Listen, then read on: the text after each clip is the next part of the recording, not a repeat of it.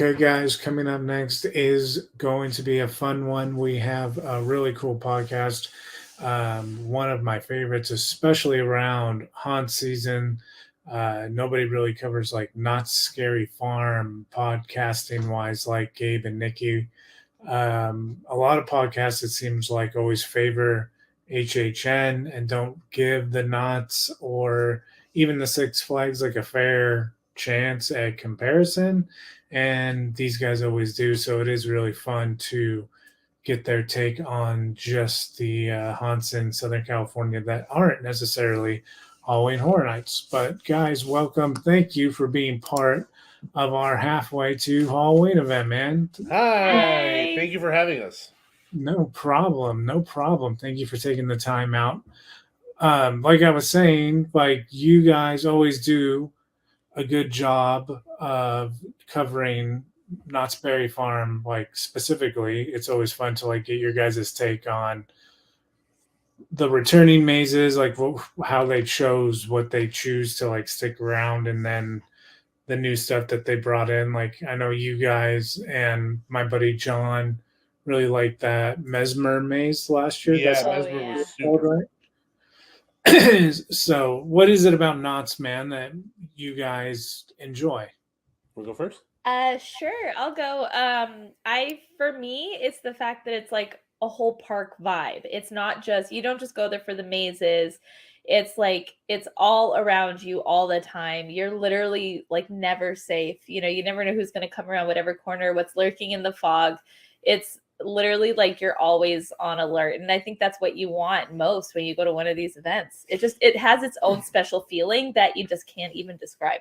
Yeah, I definitely think that Scary Farm in and out of itself has such a, like you said, a very unique sense to it. And I think a lot of that love comes from the fact that, I went a long time ago and it was my first haunt. And that was kind of the style of scare that really drew me into that haunt community and Halloween in general. And that's not taking away from any other event. Halloween Horror Nights or Fright Fest or Queen Mary, rest in peace, Yeah. stuff like that. It's just for me, it was the way that Knott's approached their haunt event, and like you kind of said as well, it made it very cohesive. So we absolutely love Knott's, and in our coverage, we try really hard to kind of give a sense of what it's like to be there, whether or not we're doing a podcast about it or we're doing a written article about it. Try very hard to talk about it so you can get a sense of that, but as well talking about it in a way that is from the artistic standpoint of things too, because this stuff is essentially an art installation that's Yeah. around for a month and a half. It's a good way to think about it. Yeah, actually, so you talk about it from the artistic standpoint of whether or not a maze had visual literacy enough to understand a story, or whether or not it was just gore fest, or if it was something that was trying to get a bigger point across, stuff like that. So we always try our best, and I'm glad that it comes across that way. Do you guys enjoy the shows, or do you miss the hanging that Knott's used to do? Because I remember the years. I haven't been to Knott's in a little while, but the last time that I went to Knott's, I think, was the last year that they did the hanging show. I Yeah. always thought the hanging show was pretty cool. Yeah, I Yeah. mean, I definitely miss the hanging. I understand why they didn't bring it back. It's been around for quite a long time. It's the same shtick every time. I get that. I definitely miss it because there's a certain level of humor that works really, really well with the scares. It's and the way that I've always talked about it, and the way that I talk about it on our show, is that it's chocolate and peanut butter. That combo works so well together, and the comedy and the horror work so well together. But thankfully, even though the hanging isn't around, we do have other shows, and the other show that it kind of took its place in a way, even though it wasn't on the main stage out there in the thoroughfare, was Puppet Up. And I absolutely love Puppet Up and think it's a fantastic replacement as like the big show at Scary Farm. And I can't talk more good things about that show. I personally think Puppet Up is a good Elvira replacement, but I really do miss the hanging, and Fair enough. I will be sad for a while that it's gone, and it was for nothing else. Also, it was a good recap of the year. Like I would watch That's it, true. I'd Yeah, watch it, you're and I'd like, be "Oh, like, yeah, that "Oh, that happened." happened in January." Like, so I just really loved it. It always made me laugh, and I always look forward to it. So I do miss it. You know, I'm really surprised Puppet Up hasn't had an Elvira puppet yet. Oh, I'm really shocked they haven't done that yet. Like that to me seems like the most obvious thing to do, and they haven't done it. Maybe there's a logistical reason why not, but I would honestly, love to see it's that probably happen. just a copyright thing. Yeah, It's yeah. like can't copyright my Because- boobs. Yeah. Did Elvira retire? Was that like official? Yeah. She did. Like So across she the is- board out of everything, she retired. She's So Cassandra she's not Peterson doing everywhere. Not Scary Farm anymore. Yeah. No, I don't think she's ever going to come back. Wow, that's kind of like a big chunk missing then. Mhm. Yeah, But 'Cause that Puppet was- Up is a good replacement. it's a though. very good Yeah. replacement. It's very well done. And the fact that each show is going to be different because inherently stand-up comedy and improv is always going to be different. It makes You guys- makes the repeatability great. But you guys said Puppet Up was taking the replacement before Elvira leaving. You said Puppet Up was like the big replacement for what was it? The hanging. The hanging, right? So Yeah, because they Puppet had Up- Elvira with the hanging, then Elvira ended, and then they had the hanging end, and then Puppet Up came in. So Puppet Up was kind of a replacement for both of them. Yeah, a little bit. Did they both Dang. end the same year? I don't think they ended the same year. That would be a little bit intense. But you think Puppet Up is that good though that it like Yeah. replaces both? I definitely think it's a very, very good Yeah. replacement. Wow. With the amount of shows that they have every night and the repeatability of the show itself, I think it's a fantastic offering for them. I mean, that plus all the smaller things as well that kind of at least balance out the event as a whole. Having not gone to Knots in a while, but that's like one thing that my buddies always cover when they like cover it for our channel is they say that like there are other small show offerings that are kind of around, kind of like Knots on a normal day almost, Yeah. which makes Not Scary Farm kind of cool where you're not necessarily having to try to stage yourself and make it like a huge chunk of your time. The shows are just kind of constantly happening. Yeah, that Yeah. always is really helpful because there's a lot of times where you just kind of come across certain things. Uh-huh. And they do give the actors a lot of leeway too. So more often than not, you'll find the actors in different scare zones doing absolutely ridiculous nonsense Yeah. that is just specific to that night. And I absolutely love that actually because it allows you kind of the opportunity to sit in a scare zone and appreciate it as opposed to just quickly walking through it from one maze to another like other haunt events. You know, I spent a lot of time in Carnival last year, and the amount of nonsense that I saw happening was absolutely amazing. But and then there's also like last year they had the Goring 20s, Mhm. and they would have like a whole band. Like Yeah, they would play the band up on Yeah, the top up by on the the Charles top. M. Schultz Theater. Mhm. So there's constantly entertainment value in the scare zones. A lot of them. Yeah, honestly, like from top to bottom, in general, I feel like the value across the board at Knott's is pretty phenomenal. Yeah. So. John and Ashley are two of my friends who design a haunted house where we are up here in Northern California. They're agreeing with you that they love Puppet Up as well. And they're asking you, obviously, Ghost Town Streets is always one of the best scare zones every year. However, was there any other scare zone that Knott's has done that surpassed Ghost Town any of the years that you have gone? Have you thought, I should say, any scare zone not Ghost Town themed was the best scare zone at Scary Farm? I'm going to make this really easy. No. No.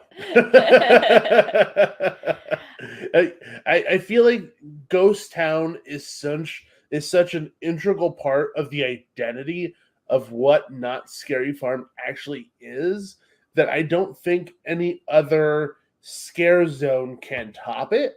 I do think that other scare zones bring their own sensibility and they bring their own identity to the table that makes a nice juxtaposition to Ghost Town, especially with like the arrival of Goring 20s, where Yeah. it's more of like this party atmosphere, as it were. Yeah. But nothing really beats Ghost Town in the vibe that you get as soon as you enter the park, where you're face to face with the fog.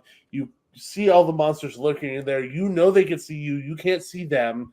And the music and everything else, I just don't really think that there's a single scare zone that could really top it. Yeah, I agree with you. And I'm trying really hard to think through like all the scare zones that I can remember. And like there's just, it's going to be so hard to beat. I know that people would argue and probably say the only other two scare zones that potentially could even get close, and this is before you, so you don't even have to worry. It's the Gauntlet or what was the name of the scare zone that was by Reflection Lake? There was another one that right there.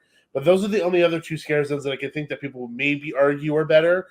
But as a whole, I don't think Carnival, Goring 20s, the Hollows, any of those really surpass Ghost Town in any way, shape, or form. I think Carnival has its own charm, and it's in a certain way, it's kind of like a staple at this point, just like Ghost Town is, but it's different. It's wonderful, but it's different. Yeah, each zone brings its own flavor. Yeah, but no, Ghost Town is still our favorite. Hands down. It is interesting too, because the years I've gone to Ghost Town, the amount of fog that they use, and then not scare zones, like it seems dangerous. Yeah. And it makes it feel like twice as long. Yeah, it really does. Because HHN, I can remember early 2007, 2008, like they used to do that much fog. Yeah. Because there was a year where they did like the Strangers, and it was dead quiet in one of the streets, and the Strangers were just in the fog, and they would totally sneak up right behind you and just like be in your peripheral vision. It was super creepy. That's definitely a direction that's not what you would be used to at all. Yeah. I think I would definitely be creeped out, especially because you're so used to environmental music and something kind of filling that space. Do you know where that would be wonderful? Where? Hogsmeade. Yes, with Death Eaters. Dead quiet with Death Eaters in the nooks and crannies of the buildings. Oh my god, I just got so excited. When you guys, because you guys are going to the Orlando HHN this year, right? Yeah. Yes, we have our vacation booked. We were So staying at Sapphire Falls. One of your times before you go to HHN, try to take like a little bit of time to go to Potter Hogsmeade in Islands of Adventure. If you haven't ever seen it, the Death Eaters come out, and it's like the entire land flips. It's kind of cool. What? Like at night before it closes? Yeah, like they like shoot their spells, and like the train station blows up, and it's pretty cool. That was a thing. That's super cool.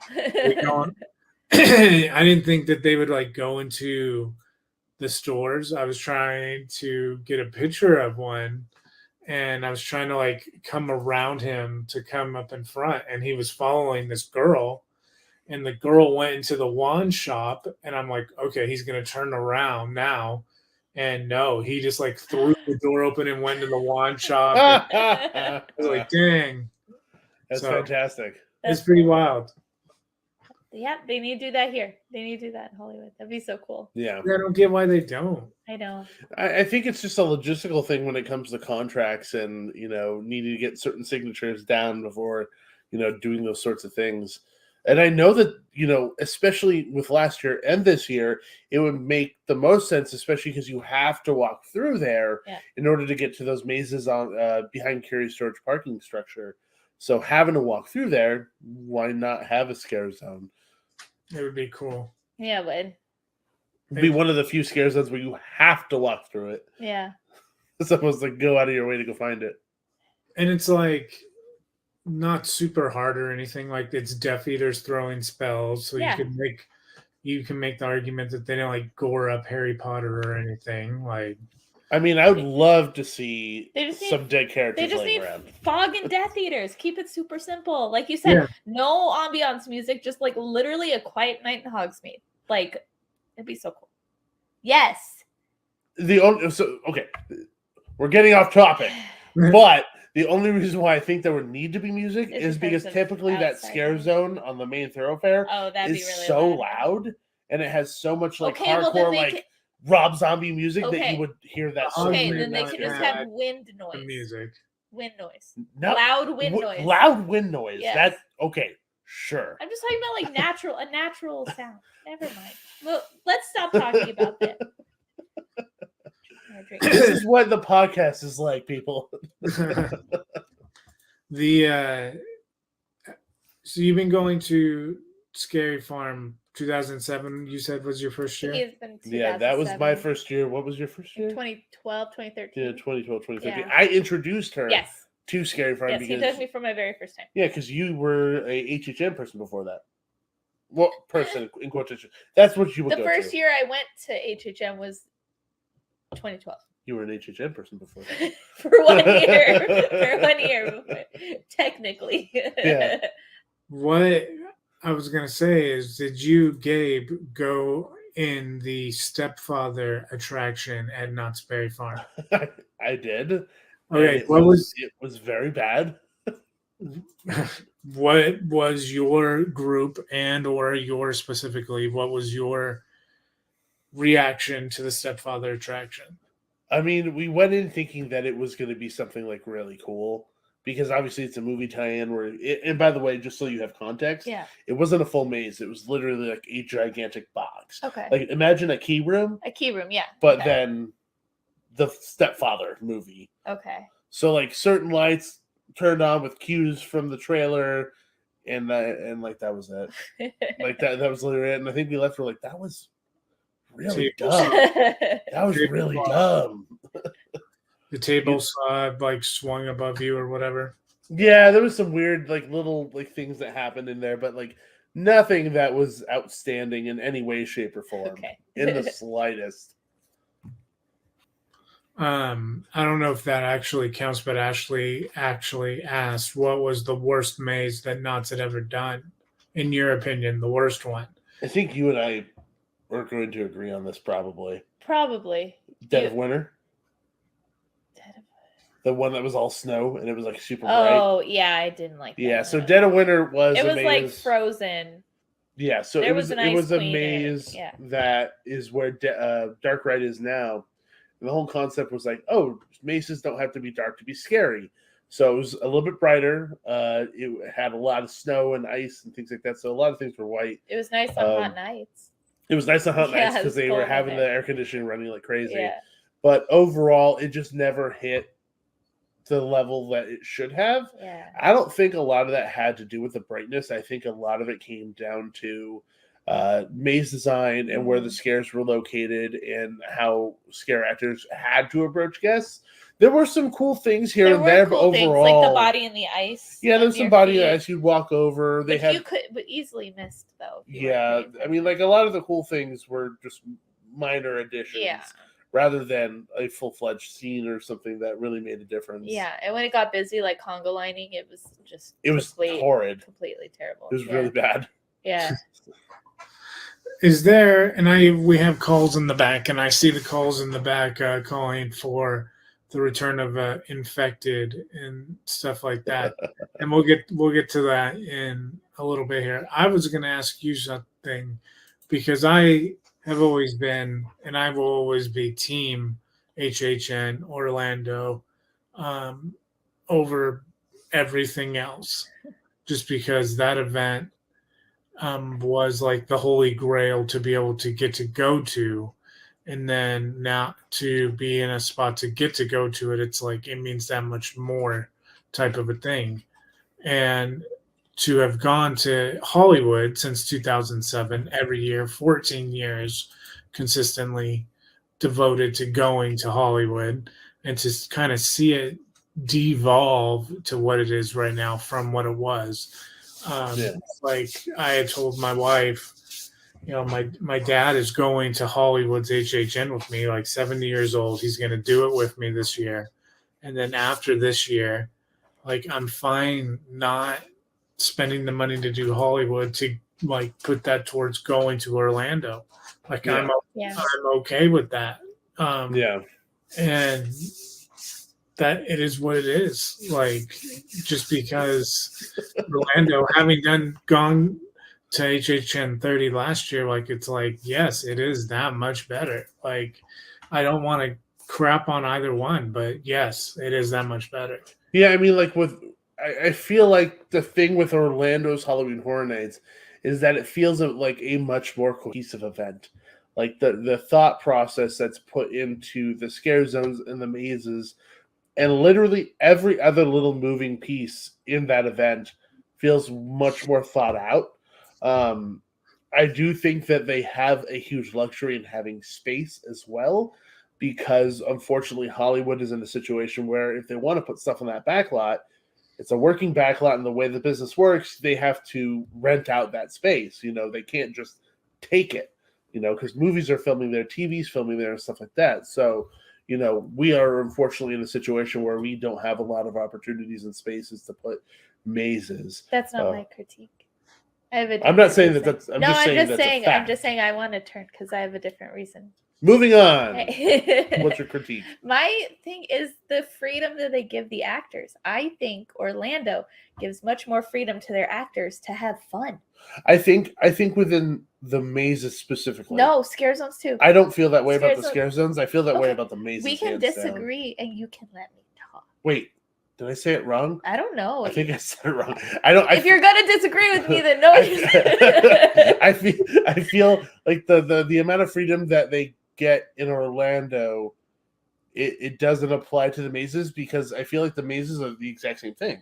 It's the same style of scare, and it's not like they take the opportunity to come out and like follow somebody. No. In the mazes, they are still pretty, similar to Hollywood, where like this is your area to scare, you stay there. Yeah. But in the scare zones is what I'm talking about, is where they give their actors more freedom to have fun, which gives it a much more like overall like energetic vibe, which is what I love about Knott's. So to me, Orlando feels a lot more similar to Knott's Berry Farm vibe, which is why I like it so much more. Because honestly, when I'm not in a maze at Hollywood, I'm bored, because the scare zones are so tiny and kind of just restricted. Well, I mean, like the main entry scare zone, you're only going through that when you get in. Yeah, there's no other reason. And then maybe come back to go through to the Waterworld queue maze. Yeah. But other than that, there's no reason to go back all the way through.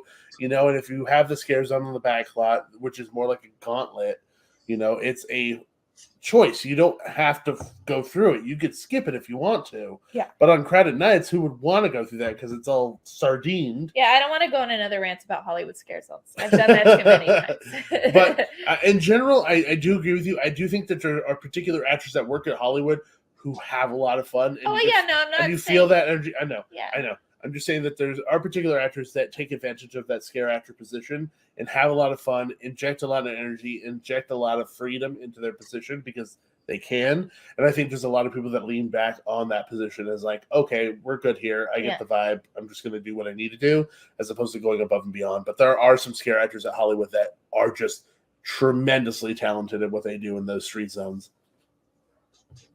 The thing about the scare zones at HHN Orlando is they were very much like 50-50, because there were some scare zones where the scare actors were like up in your face, pretty close and in your face, like Seek and Destroy, the alien AI scare zone. Yeah. They had it wasn't the Collector. God, what was his name? I don't remember. The director? No, it was like an AI name, and you. Yeah, I know who you're talking about. I don't remember his name either. Went to the screen, or their name. There was like a live guy that was actually like interacting with you. It was a really cool scare zone, and those scare actors were up in your face. But then that scare zone directly led into the Crypt TV scare zone. And all of those scare actors were on stages, and they never even got close to you. Yeah. So, and it was the same kind of deal where they had the Terror Queen scare zone. Mm-hmm. Those characters were like really big, so by design they didn't get that close to you. But that led into the Eddie like backlot like picture, just like sets and different like genres and stuff. Isn't it also where they had highlights from different scare zones from the past? Yeah, and like it was scare zone / houses too. Yeah, Okay. And so because I like think like Vamp 55 had like a they had like or a stage. 85 had a stage. Okay. Yeah. No, and then that they had a invasion stage. Mhm. They had a like if you go way back to the when it was at Islands of Adventure, the Seuss area had like a foam scare zone, and these like Mhm. cartoony looking guys had a scare would pop out of the foam. Those guys had a stage. You know who they reminded me of? They reminded me of what are they called? From Spy Kids, what the floofs? Oh, the thumbs? No, not the thumbs, the Oh. characters themselves. Like the big Oh. grins. That's what those reminded Oh, me okay, of. okay. Yeah, kinda. Yeah. Yeah. Those Spy guys Kids were scare cool. zone confirmed. But like Thumbs were terrifying. on top of all those characters having stages, they had like a completely different cast of characters that just kind of like roamed in between the stages, and those characters were right up in your face. Yeah. That's so cool. And then that at the beginning of the night each night was also a really cool spot because that's where like the James Keaton Jack would go, and he would be with Eddie. So that's like in this whole HHN stuff, that's his brother. And for like the first 30 minutes, he would be like in the same area, and he would take pictures with whoever was there. That's one of the big bummers. Like we wanted to go so bad last year, and we just out of safety chose not to fly over and do anything because of the pandemic. And I wanted so bad to have a picture with Jack. Yeah. So bad. And I'm very nervous that he's not going to be back this year in any way, shape, or form. But I guess we'll have to wait and see. We'll have fun regardless. True. But I'm just going to cry the whole time and be like, there's no Jack here.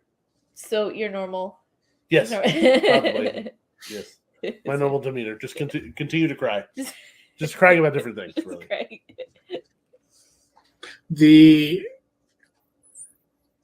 On that speculation map, if we're taking into account that those guys are right a fair amount of the time when they say something, they're usually in at least the right area of what it actually ends up happening. Like they'll say Seaside Village, and it'll be like New England vampires or something like that. Like it'll be like really, really close. Right now, the one that seems like one of the bigger like names that is coming back was Stranger Things, but the rumor is Stranger Things may not come back. Hollywood wise, I thought the Stranger Things 2 maze was unforgivable. Yeah. Like it was a next level kind of it was bad. shocking. So shocking. In my written review, I really didn't hold back. Yeah. And it was shockingly bad. Yeah. It didn't even feel done. It wasn't finished. No. That was, monster at the end, I forgot his name. It wasn't it wasn't the Demogorgon. No, it was the Mind Flayer. Mind Flayer, Yes. yeah. It was totally white. unpainted. It was white. Totally Yeah. unpainted. Yeah. I can remember because we always what we do we don't really like film POVs, but what we do is we run the audio recorder on our phone. I'll just turn it on and I'll stick it like in my jacket pocket, and it's mainly just kind of muffled music and me screaming. And at the end, I'm usually with whoever I'm with, and then I'll ask the person like, "What do you think?" Yada yada. Get like that instant reaction, and do that like 1 or 2 times per maze over the course of wherever I'm at. Yada yada, and always the HHNLA lens. You can hear my optimism at the beginning, and I get frustrated over the course of the evening. And then there's always like one HHN LA maze that really they do a really good job with. Like, and it's almost enough for you to forgive all the black hallways that they do every year. Let me ask you this question then, and before we move on to this other scary farm stuff here, but let me ask you this. Would you agree that the HHN mazes that feel the best in terms of sets, costumes, music, sound design, literally everything from top to bottom, tend to be the original mazes. And when I say original mazes, I include the Universal Monsters in that.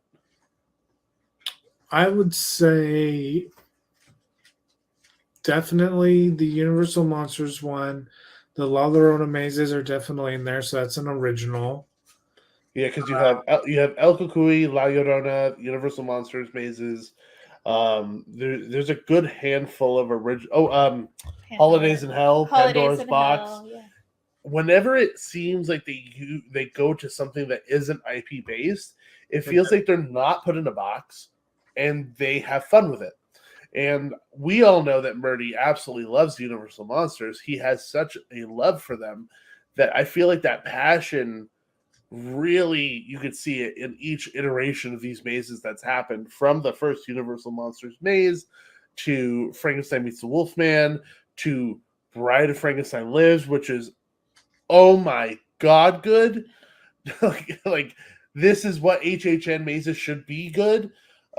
To even the maze that just leaked, which is Universal Monsters Collide. That's why I'm so excited for you to go to Orlando, man, because if you were happy with the maze, the Bride maze in LA last year, like the one in Orlando would have made you cry. I don't know. I heard a lot of Orlando people say that theirs weren't as good. Yeah, that's but their bar crazy is to here. me. That's Their like the bar is total here. grass That's isn't true. greener. Yeah, That's true. yeah. That Because- conversation happens a lot. Grass is greener kind of situation. Because like the Haunting of Hill House was the most like pleasantly surprising maze for LA for me last year. Like the best scare in the entire HHN Hollywood event for me was that tall man in the mirror maze. That scared the living shit out of me.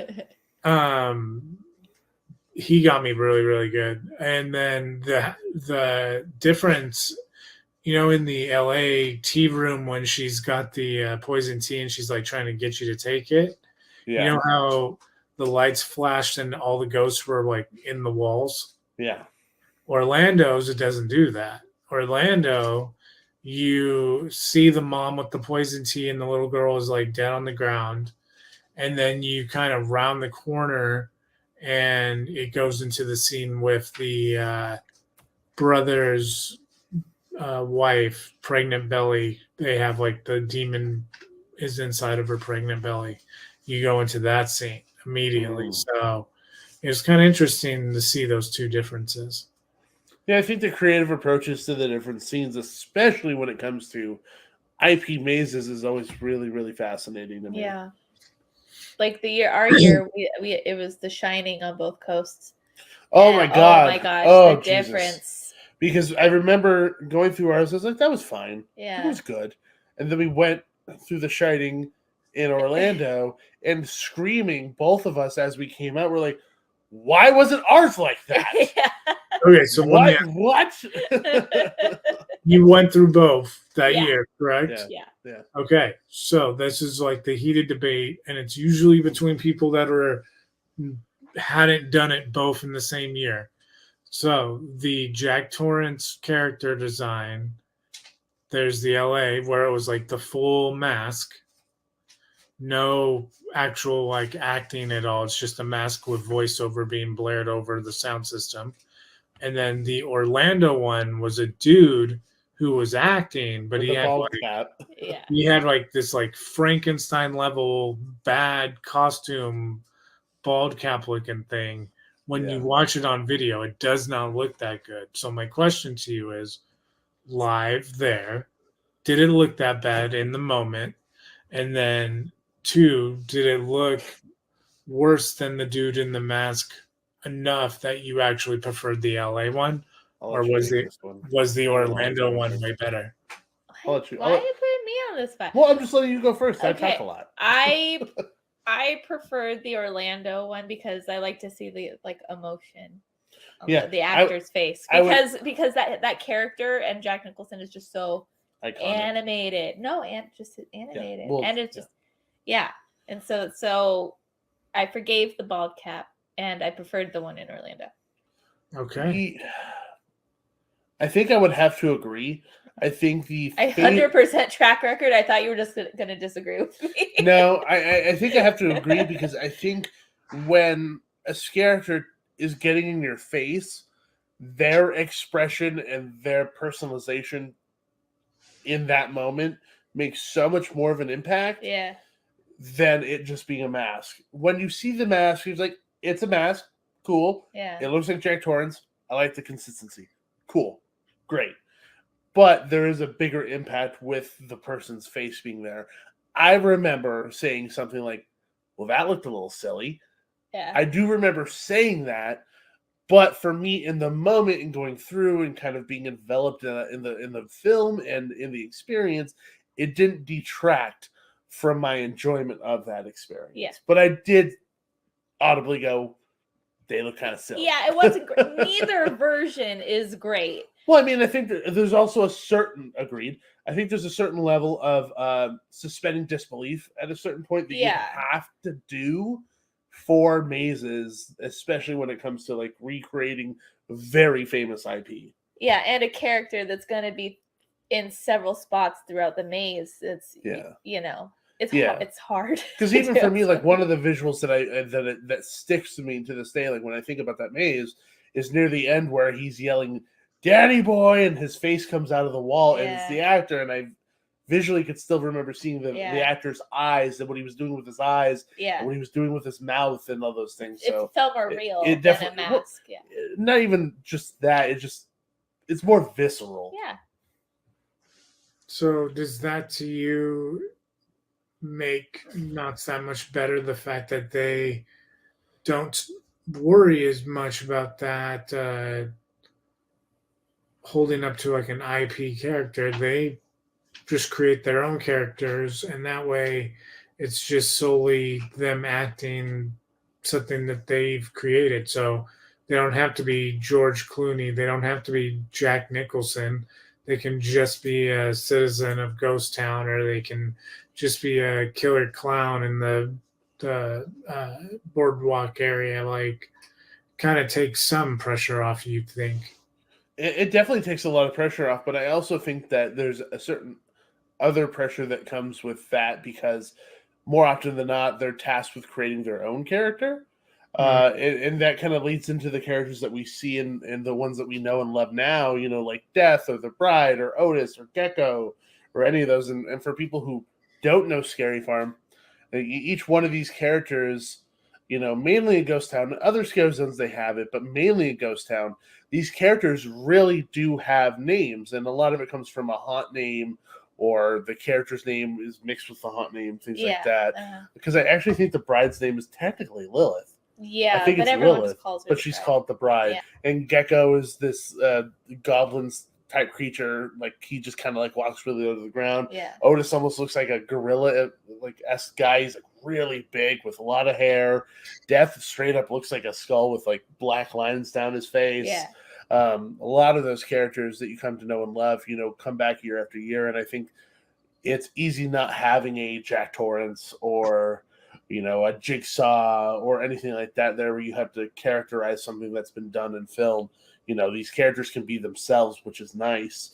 But it's also nice coming back every year. It's something very warm and familiar to see them year after year after year. Yeah, I do think it works in their benefit that there's no like pre-existing, like preconceived notion. No pre-existing bar that they have to like reach. No one's going to be going into one of their mazes and be like, well, that's not what it looked like in the movie. That's not what Mesmer looks like. Yeah. So it gives them a more creative freedom. But then, it does give them more pressure too, to create something without like this guideline, like a movie, like, oh, let's do this scene and this scene and this scene. They have to think about it all themselves. So it's harder in that aspect, but I think it also frees them up to be more creative. Very much so. Yeah. Well put. Well, thank you.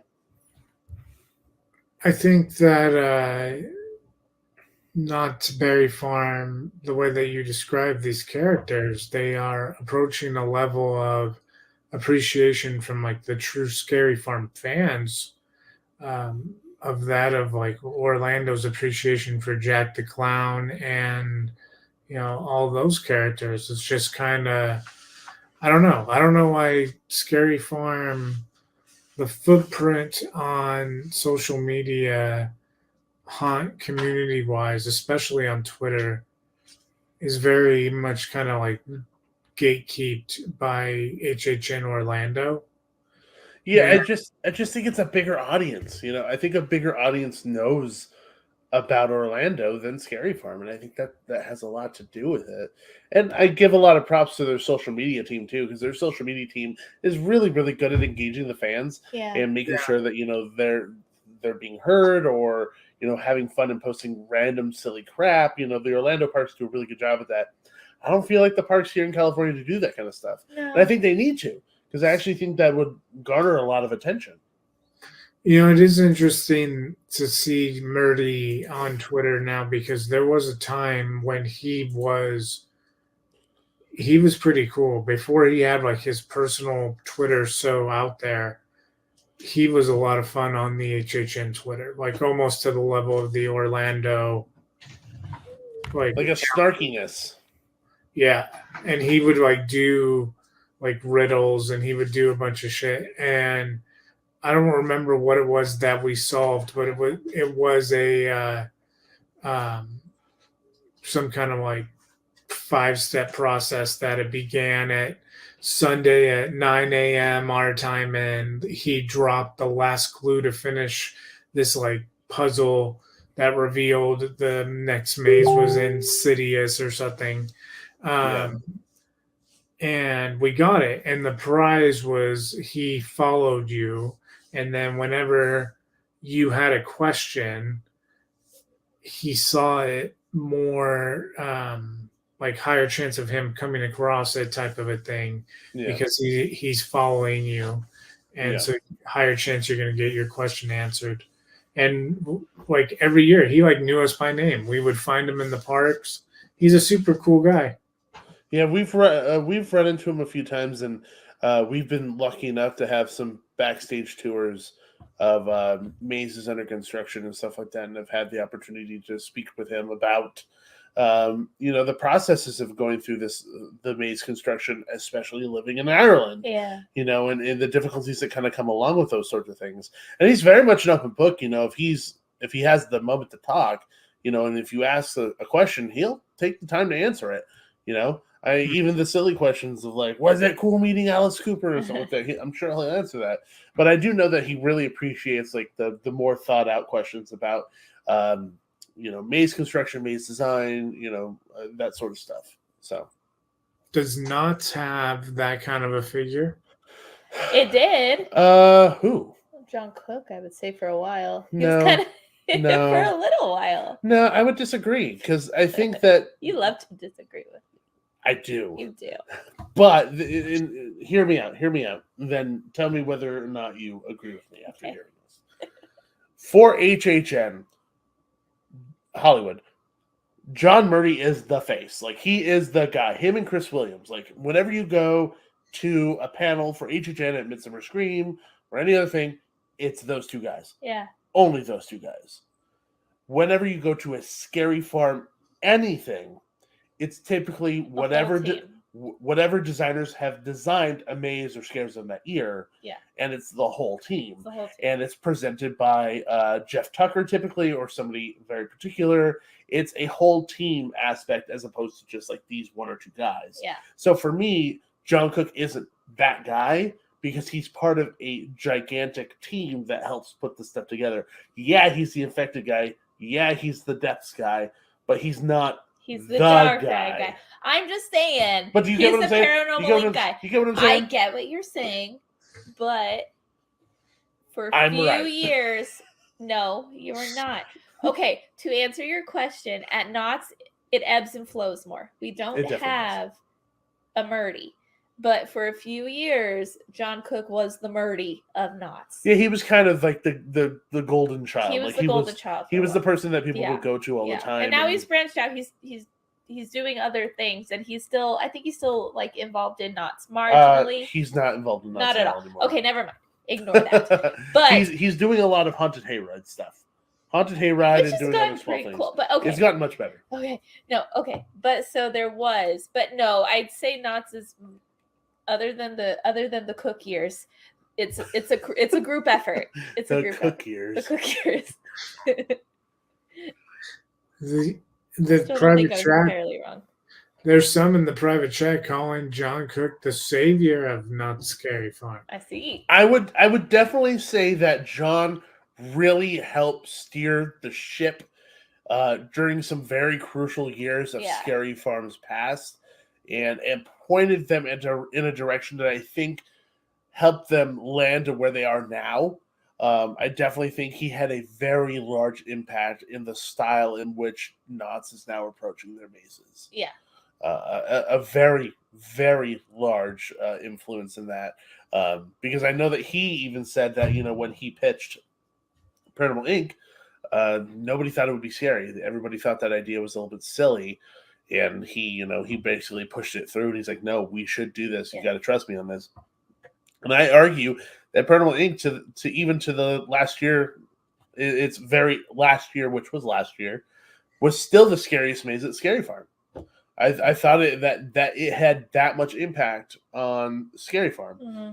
It got purchased by another park, so it's going to be at another park for Halloween. Yeah. We're going to get something different, but I think he had a very large impact on Scary Farm. Yeah. It is interesting because we have Great America about an hour and a half away from where we live, and that is a park that's owned by the same company that owns Knott's. So we got like at the local Halloween haunt, like the newest maze that has been installed. There's the Tooth Fairy maze, but now it is getting to the point where last year it was pretty run down. So I'll be curious to see wherever Paranormal Inc. lands, how many like good more years it can squeeze out. I bet it's got probably like 4 or 5 pretty decent years left. Don't quote me, but I think Canada's Wonderland bought it. Oh, okay. I think. I don't remember. I think that's who bought it. Yeah, I mean, like, unfortunately, when these mazes go to other parks, they've gone through 2, 3, 4 years of absolute abuse. Yeah. And then now they're going through another additional 2, 3 years of abuse. In transit. In transit too. Yeah. So, I don't doubt that Tooth Fairy was probably needed to be put out of its misery by the time it got to you guys. Yeah. Yeah. Yeah. No, for sure. The worst event that I have ever been to at a corporate like theme park level continues to be consistently forever the Six Flags Discovery Kingdom's Halloween Fright Fest. My God, man. Well, so what's so bad about it is the question. Okay. Where do we start? It's How better. much time do we have? It's easier to say what's not wrong. The newest maze, the last time I went, was like a satanic, like church hospital type vibe of a maze on the outside of it, and it was the old elephant barn. So it was a really big building, and so the facade was like really big and actually kind of dope looking. And the music and everything was actually pretty cool. Black lights, you're getting excited, new maze. You went in, it was like one of those compression tunnels immediately. So you did the compression tunnel thing for probably 20 yards. Oh my God. And then you did probably, if I had to guess, another 20-ish yards of a room that was just broad iron walls. And there was maybe, if you were lucky, because I did it like 3 times, because they gave us the fast passes for media. You go into this room twice. And so I did it a total of 6 times. and I want to say maybe one, maybe two of the times there was someone in that room. So you did it 5 times too many. Um, and then there was maybe one good scare, but yeah, it was total just disappointment. And all the characters really nonchalantly knew that it was a horrible event, and all of them were very unapologetic about being shitty about it. And it was just like a really bad vibe. Oh Like, man. That's not fun. That just makes the whole experience of being there that much less fun. it is what I imagine being like a Cleveland Browns fan for a really long time was like. And going to those games and knowing your team was going to get their ass kicked, but you were still there. Watch them get their ass kicked. So that you were talking about that Fright Fest event, I do think that we need to mention our Fright Fest at Six Flags. I think that it gets a bad rap more so than it deserves sometimes. I think that people aren't seeing some of the amazing things that are coming out of that event. I personally think that event needs to be hard ticket.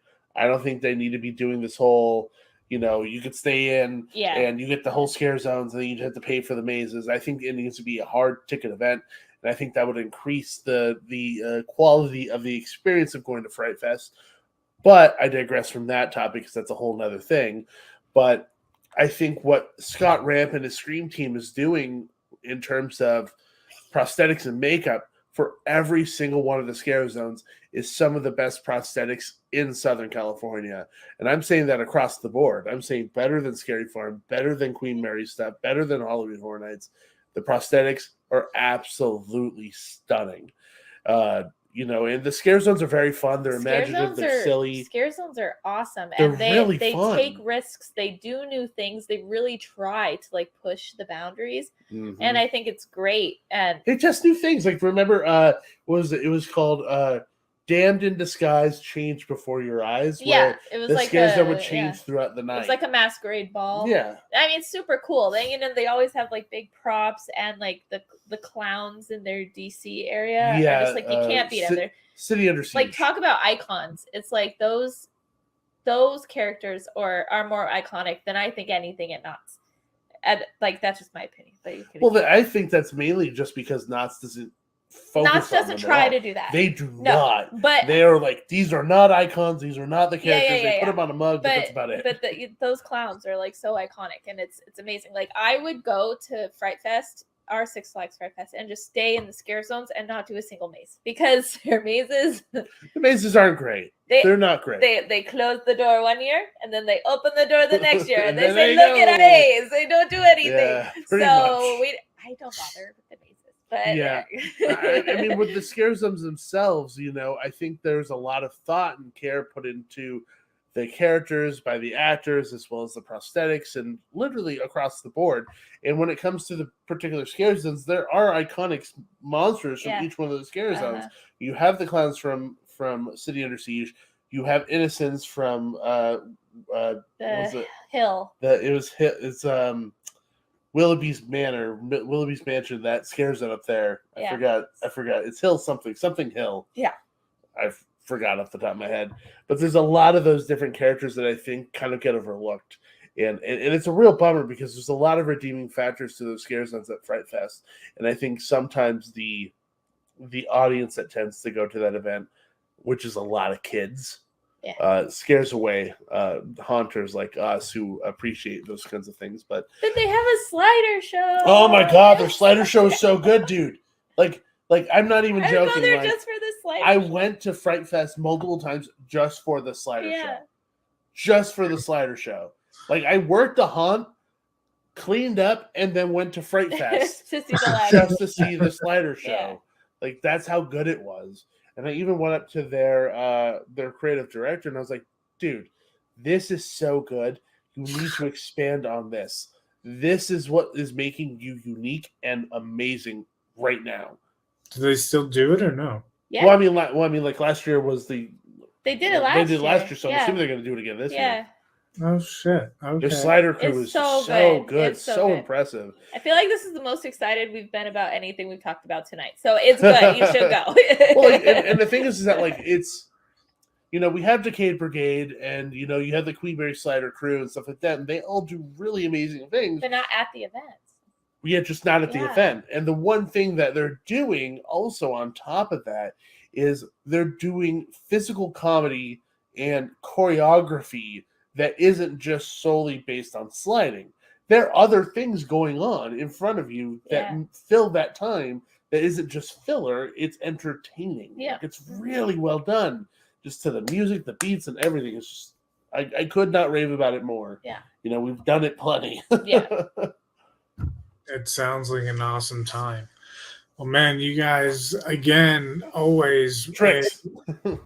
a great time, and always just like a plethora of knowledge, of haunt knowledge. It's always fun to talk with you guys. Down the line, we will definitely have to do a prediction of what's going to be the best of the haunt season once everything gets announced again, because it's definitely going to be interesting. That whole first leaked one for Universal Hollywood with the Universal Monsters, that one's probably going to be pretty good. Yeah. So we'll see what the first move for Orlando actually ends up officially being. So, I mean, I'm pumped.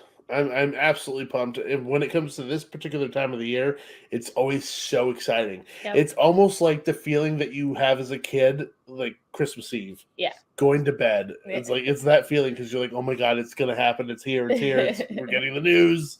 You're so pumped. For sure.